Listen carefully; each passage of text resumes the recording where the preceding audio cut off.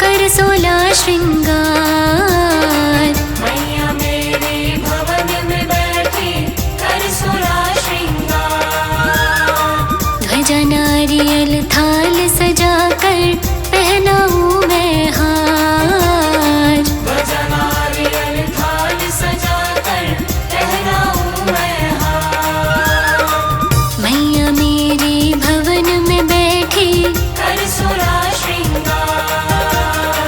ध्वजा नारियल थाल सजाकर पहनाऊं मैं हार। भक्तों के संग मिलकर मैं भी आरती गाऊंगी। भक्तों के संग मिलकर मैं भी आरती गाऊंगी। मेरी माँ का भवन रंगीला, माँ के दर में जाऊंगी। मेरी माँ का भवन रंगीला, माँ के दर में जाऊंगी।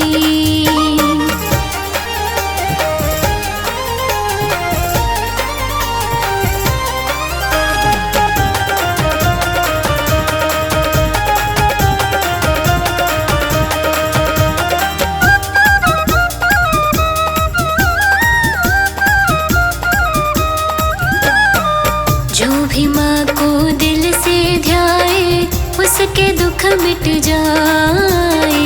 जो भी माँ को दिल से ध्याए उसके दुख मिट जाए। महारानी के दर पे देखो झूमे नाचे गाए। महारानी के दर पे देखो झूमे नाचे गाए।